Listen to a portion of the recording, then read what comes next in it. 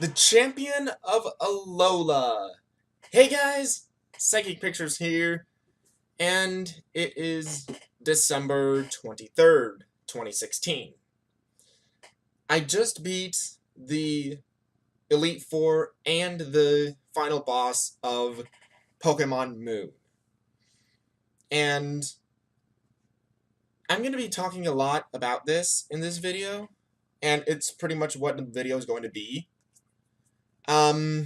So if you guys don't want any spoilers for the end of Pokemon Sun and Moon, then click off of this video because that's what I'm going to be talking about for a good part of this video.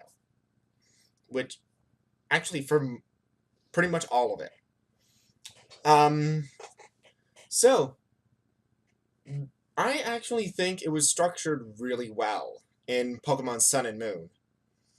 And I really liked the Elite Four. I really liked the final boss who you faced, which is Professor Kukui.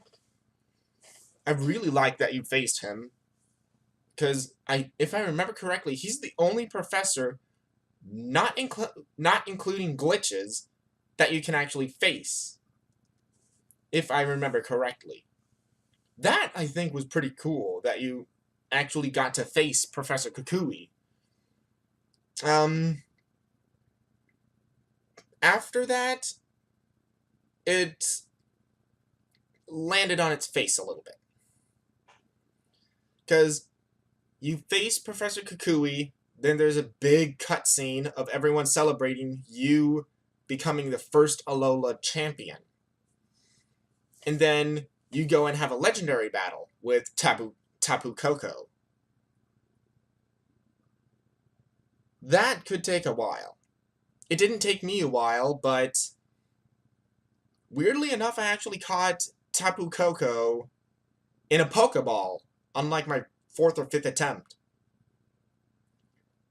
I can actually show you guys if you guys would like me to. It's going to be probably maybe a week away, but I do have it right now that I did catch Tapu Koko and Lunala in Pokeballs. Because I didn't have any Ultra Balls and I was throwing Great Balls, it wasn't doing anything, then I went, let's try a Pokeball. Yay, it caught! Okay, but you face Tapu Koko right after facing Professor Kukui, which is a long battle, and a legendary battle on top of that. If you want to catch the legendary, and you make it faint, pretty much you have to start over and beat Professor Kukui again. Which, I didn't like that. I liked that right after you became the champion, you face off against Tapu Koko. But if it saved any time between there, it would have been fine. If it should have been, let's get your team prepared and go ahead and talk to the statue when you are prepared. Then you could actually save the game, and then you would be able to go and fight Tapu Koko. That would have been better, but they didn't do that. And there's about 10-15 minutes of credits at the very end, so I didn't like that either. Overall, the journey with Pokemon Sun and Moon, well, Pokemon Moon, was really good, actually. It was very, very good. I really liked the journey that I went through with Pokemon Moon. It was very interesting, very not like any other... It wasn't like any other Pokemon game out there. And overall, I think it was a risky step, but it paid off. Because you still have gym leaders, which are the trial captains. And the gym trainers are the Pokemon that you face before the totem Pokemon, which is a stronger version of those Pokemon, or a strong version of a Pokemon you haven't even seen yet. For example, I can't remember what the fire dude's name was, But it started off with you face an Alolan Marowak, which is his signature Pokemon. And then you face off against a Hiker, which I think had 2 Pokemon, or had only 1. Well, he had at least 1 Pokemon. And then you face off against Totem Salazzle, which can call upon Salandit for its ally Pokemon. And both of them are poison fire types, which are able to poison types and steel types as well. So you're not safe from poison from them. I really like how they handled the trials, because each trial was specifically different. Like, one of them introduced you to fishing, one of them introduced you to spotting the difference, one of them was gathering up ingredients, and different things like that. I really liked the trials, and they could have had a bit more new Pokemon, but it's a lot more than... It's about 20 or so more than X and Y had, so it's not that big of a deal. And a lot of the new Pokemon are very good. For example, Beware. It is a tank fighter Pokemon. It is good. I love Beware as a Pokemon. It is good. And with other Pokemon Moon, with other... what am I trying to say? The Pokemon Moon Pokedex seems to be the easiest to complete for the Alola decks.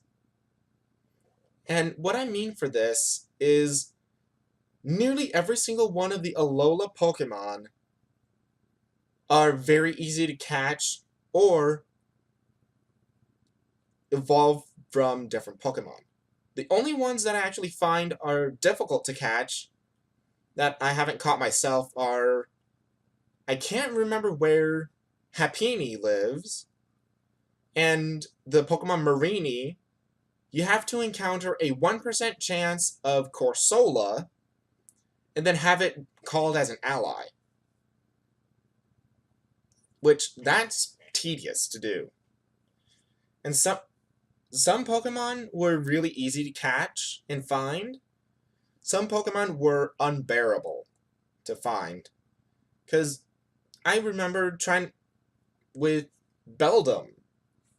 For the most part, you can find Beldum in the wild in Pokemon Moon, and they have the equivalent catch rate of a legendary. So it was pretty much a legendary battle. And it took me like 2 or 3 hours to find one and then catch one. And I found one of them.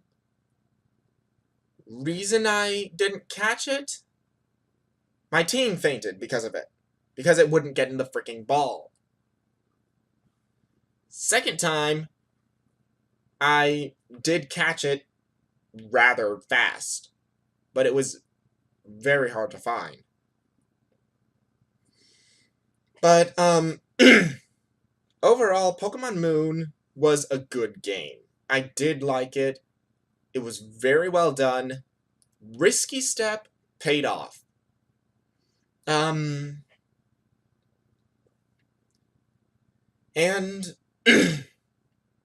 now, in Pokemon Moon, I'm going to be pretty much trying to fill up the Alola decks and catching the taboo.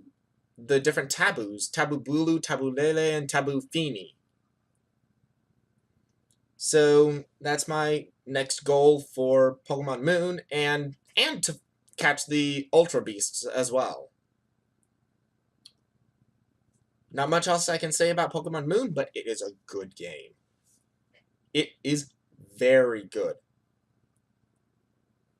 So, tomorrow is Christmas Eve, and my family, they're a little bit different from other families.